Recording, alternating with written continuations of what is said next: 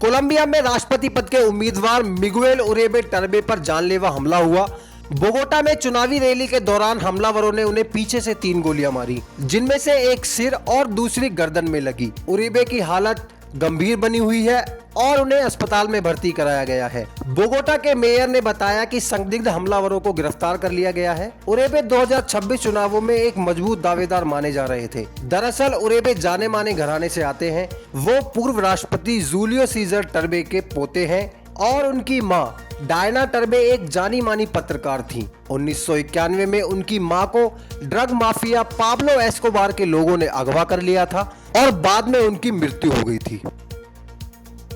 अरबपति Elon Musk और अमेरिकी राष्ट्रपति डोनाल्ड ट्रंप के बीच बढ़ते तनाव ने अब एक नया मोड़ ले लिया है। कभी एक दूसरे की तारीफ करने वाले ट्रंप और मस्क के रिश्ते बिगड़ते नजर आ रहे हैं। अभी तक माना जा रहा था कि ट्रंप के टैक्स और खर्च बिल को लेकर दोनों के बीच खटास आई, लेकिन वॉशिंगटन पोस्ट की रिपोर्ट कुछ और ही इशारा करती है। रिपोर्ट के अनुसार व्हाइट हाउस के भीतर अप्रैल महीने में एलन मस्क और अमेरिकी वित्त सचिव स्टॉक बेसेंट के बीच जमकर बहस हुई, जो देखते ही देखते हाथापाई में बदल गई। दरअसल दोनों ही इनकम टैक्स विभाग के प्रमुख पदों के लिए अपने अपने पसंदीदा उम्मीदवार को लेकर लॉबिंग कर रहे थे।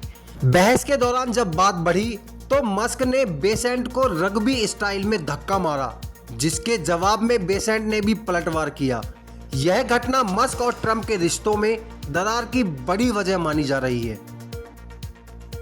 वर्ल्ड बैंक की नई रिपोर्ट में भारत की गरीबी उन्मूलन में बड़ी उपलब्धि को सराहा गया है। रिपोर्ट के अनुसार बीते एक दशक में भारत ने गरीबी हटाने में जबरदस्त कामयाबी हासिल की है। 2011 से 2012 में जहां 27.1% लोग अत्यधिक गरीबी में थे, वहीं 2022 से 2023 में यह आंकड़ा घटकर 5.3% रह गया। यह गिरावट वर्ल्ड बैंक की संशोधित गरीबी रेखा यानी $3 प्रतिदिन के आधार पर दर्ज की गई है। रिपोर्ट के अनुसार सरकार की नीतियों और विकास योजनाओं के चलते करीब 27 करोड़ लोग गरीबी से बाहर निकले हैं। केंद्रीय गृह मंत्री अमित शाह शनिवार को तमिलनाडु के मदुरै पहुंचे। वे राज्य बीजेपी की कोर कमेटी की बैठक की अध्यक्षता करेंगे और विभिन्न स्तर के पदाधिकारियों से मुलाकात करेंगे। तमिलिसाई सुंदरराजन ने कहा कि शाह का नेतृत्व 2026 विधानसभा चुनावों में पार्टी को मजबूती देगा और डीएमके की नीतियों को बेनकाब करेगा। उत्तर प्रदेश के देवरिया में बकरी ईद के दिन ईश मोहम्मद नामक एक शख्स ने खुद की ही कुर्बानी दे दी। उसने मरने से पहले एक नोट में लिखा कि ये उसका अपना फैसला था।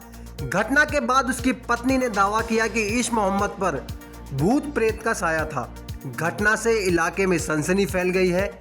मौलवियों ने कहा कि इस्लाम में खुद की कुर्बानी देना नाजायज है। त्रिपुरा में बकरी ईद के दिन खुलेआम गाय की कुर्बानी देने पर 4 लोगों को गिरफ्तार किया गया है। घटना गोमती जिले के उदयपुर सब डिवीजन स्थित चांदबन इलाके की है। सूचना मिलने के बाद त्रिपुरा पुलिस ने मौके पर पहुंचकर पशु बलि से संबंधित नियमों के उल्लंघन की पुष्टि की और कानूनी कार्रवाई शुरू कर दी। प्रशासनिक आदेश के बाद गाय के अवशेषों को जमीन में दबा दिया गया। स्थिति की संवेदनशीलता को देखते हुए इलाके में सुरक्षा बल तैनात किए गए हैं ताकि ऐसी घटनाओं की पुनरावृत्ति न हो। हालांकि ये मामले नए नहीं हैं।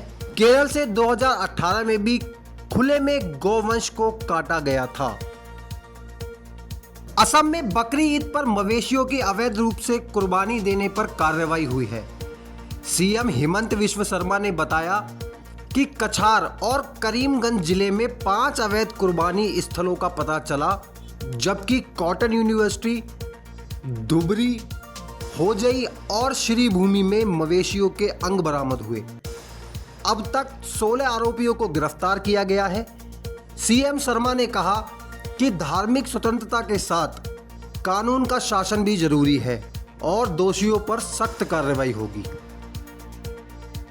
उत्तर पूर्वी दिल्ली में बकरी ईद के दिन 9 साल की मासूम बच्ची के साथ दुष्कर्म और हत्या का दिल दहलाने वाला मामला सामने आया है। घटना दयालपुर थाना क्षेत्र की है। बच्ची खून से लथपथ एक सूटकेस में मिली। बच्ची को अस्पताल ले जाया गया, जहां डॉक्टर ने उसे मृत घोषित कर दिया। पुलिस ने बताया कि मेडिकल जांच में रेप की पुष्टि हुई है और चेहरे पर चोट के निशान पाए गए हैं। परिजनों ने मोहल्ले के नौशाद पर रेप का आरोप लगाया, जो अभी फरार है। पुलिस ने शव को मोर्चरी में रखवाया और सीसीटीवी फुटेज की जांच कर रही है। डीसीपी आशीष मिश्रा ने कहा कि जल्द ही आरोपी को गिरफ्तार कर लिया जाएगा। पश्चिम बंगाल के हावड़ा जिले में एक हिंदू लड़की को आर्यन खान और उसकी मां श्वेता खान ने 3 महीने तक बंधक बनाकर यातनाएं दी। लड़की को नौकरी देने के नाम पर जाल में फंसाया गया और बाद में उसे बार कम रेस्टोरेंट में काम करने के लिए मजबूर किया गया। जब उसने विरोध किया तो आरोपी ने उसे डोमजूर शहर स्थित अपने घर में बंद कर दिया। यहाँ लड़की को मानसिक और शारीरिक प्रताड़ना का शिकार बनाया गया। आर्यन खान ने उससे यौन उत्पीड़न किया, लोहे की छड़ों से पीटा, बाल काटे और जलती सिगरेट से यातनाएं दी। श्वेता खान, जो एक सोशल मीडिया कंटेंट क्रिएटर है, भी इस मामले में आरोपी है। लड़की 6 जून को किसी तरह आरोपी से भागकर घर वापस पहुंची और गंभीर हालत में अस्पताल में भर्ती की गई। आरोपी मां बेटे फरार हैं और उनके घर पर छापेमारी की गई है। 88% से ज्यादा लोग राष्ट्रीय सुरक्षा के मुद्दों पर प्रधानमंत्री नरेंद्र मोदी पर भरोसा करते हैं। ऐसा एक निजी भारतीय न्यूज मीडिया संस्थान द्वारा कराए गए सर्वे में पाया गया है। न्यूज 18 का यह सर्वे 6 से 7 मई को ऑपरेशन सिंदूर की पृष्ठभूमि में किया गया था, जिसमें पाकिस्तान और पीओके में आतंकी ठिकानों पर कार्रवाई की गई थी। इस सर्वे में कुल 14,671 लोगों ने हिस्सा लिया। मणिपुर के 5 जिलों में इंटरनेट और मोबाइल डेटा सेवाएं 5 दिनों के लिए सस्पेंड कर दी गई हैं। प्रशासन ने यह कदम मैतेई नेता आरामबाई तेंगोल की गिरफ्तारी के बाद उपजे तनाव के चलते उठाया है। इंफॉल में देर रात विरोध प्रदर्शन के बाद हालात बिगड़ने लगे थे, जिसके बाद प्रशासन ने शांति बनाए रखने और अफवाहों पर रोक लगाने की अपील की है और 5 जिलों में इंटरनेट सेवाएं सस्पेंड कर दी। केरल के ऐतिहासिक श्री पद्मनाभ स्वामी मंदिर में 270 वर्षों बाद आज महाकुंभ अभिषेकम का आयोजन हुआ। यह दुर्लभ संस्कार मंदिर की आध्यात्मिक ऊर्जा को पुनः जागृत करने के लिए किया जाता है। इसके साथ ही थिरुवाम्बडी श्री कृष्ण स्वामी मंदिर में अष्टबंध कलशम अनुष्ठान भी संपन्न हुआ। सुप्रीम कोर्ट की समिति की सिफारिश पर वर्षों से रुके जीर्णोद्धार कार्य के पूरा होने के बाद यह आयोजन संभव हुआ। इंदौर में नवविवाहित राजा रघुवंशी की शिलांग में हत्या और पत्नी सोनम के लापता होने के मामले में मुख्यमंत्री मोहन यादव ने सीबीआई जांच की सिफारिश की है। सीएम ने गृह मंत्री अमित शाह से जांच सीबीआई को सौंपने का अनुरोध किया है। मेघालय में हनीमून पर गया यह जोड़ा अचानक लापता हो गया था।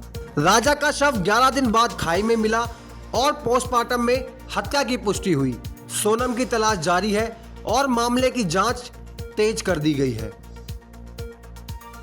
बेंगलुरु के चिन्नास्वामी स्टेडियम में आरसीबी की आईपीएल जीत के जश्न के दौरान हुई भगदड़ में 11 लोगों की मौत हो गई, जिनमें 21 वर्षीय इंजीनियर छात्र भूमिक लक्ष्मण भी शामिल थे।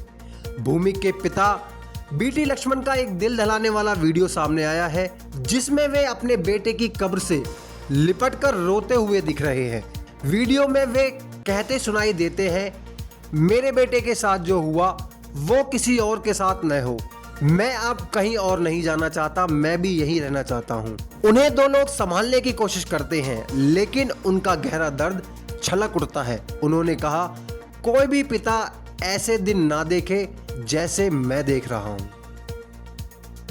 क्रिकेटर रिंकू सिंह और समाजवादी पार्टी की सांसद प्रिया सरोज आज लखनऊ में सगाई करेंगे। सगाई समारोह में लगभग 300 मेहमान शिरकत करेंगे, जिनमें समाजवादी पार्टी के प्रमुख नेता, क्रिकेटर्स एवं बॉलीवुड जगत की नामचीन हस्तियां भी शामिल रहेंगी। सगाई के बाद इस जोड़े का विवाह 18 नवंबर 2025 को वाराणसी के होटल ताज में संपन्न होगा।